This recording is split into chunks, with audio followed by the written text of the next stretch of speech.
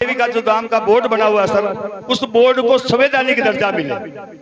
हमारी कौम इतनी सीधी है, हमारे यहाँ कई सक्षम कौमें भी है आपके यहाँ, जिन्होंने अपनी आहुतियां दी है, वो मर गए, कोई जेल चले गए, कई फैक्ट्रियों में गए। हमारी ये कौम बेचारी नाखून नहीं कटा सकती। हम पहली बार कई संघर्ष कर रहे हैं, थोड़ा थोड़ा हम लोग जाग रहे हैं, और आप जैसे हमारे मालिक होंगे तो हम 100% जागेंगे।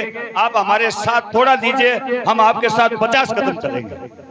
जिस प्रकार पिछली बार इन्होंने आपका सपोर्ट किया है, उसी प्रकार डबल आपका सपोर्ट करें। लेकिन अब हमारे बच्चों के लिए एक कमरे की व्यवस्था, अब आप समझ गए मेरी पूरी बात को कि इन बच्चों के लिए क्या करना है। मैं बापी मापदंड तो आपका जानता नहीं हूं कि आपकी क्या मांग है। मैंने इस कार्यकारिणी से भी माफी चाहता हूं कि मैंने अनुचित कोई मांग रखी हो तो मुझे माफ करना, क्योंकि शिक्षा का मंदिर और शिक्षा से ये मेरे बच्चे होशियार हुए हैं, आज यह सम्मानित हो रहे हैं, तो इनकी वाजिब मांग मैंने आप तक पहुंचाई है। मेरे ये समाज बंधु में इतने अच्छे गुण हैं कि ये खुलकर कह नहीं सकते। मैं उदाहरण देता हूं, एक बाप का एक बेटा था, सुबह जाता काम पर, शाम को 500 रुपए लेकर आता, वो आकर के किसको देता? अपने बाप को। ये बात थोड़ी बुरी लगेगी सर, वो 500 रुपए अपने बाप को देता था। 1 महीना, 2 महीना, 4 महीने दिए। एक दिन उसकी लुगाई ने कहा कि एक टिकी लेकर आओ।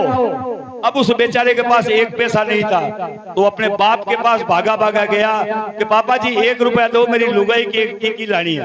तो उसी प्रकार हमने आपको वोट दिया और हमेशा दिया है, भर भर कर दिया है, लेकिन थोड़ा सा हमें भी टिकी लगाने का मौका, बस दो, बस इससे ज्यादा आपसे कुछ नहीं करना, बस इसके ज्यादा हमारी कोई मांग नहीं। अब आप लोगों से मेरी कुछ विनती है, आगामी 10 नवंबर को नागौर में एक भव्य मंथन सभा रखी गई है, जिसमें राजस्थान के ही नहीं बाहर के लोग आएंगे, और केवल एक मंथन सभा है, और साथ में 90%।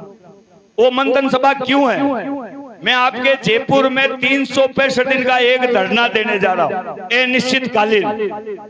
मुझे ऐसे 365 गांव चाहिए जो एक दिन मुझे दे सके, सिर्फ एक दिन मुझे दे सके। 40 या 50 घर होंगे, वहां से चूल्हा पार, मतलब औरतें, बच्चे, अगर एक दिन अगर आप लोग वहां तक नहीं आ सकते तो फिर ये रोज चिल्लाना बंद कर दो हम समाज के।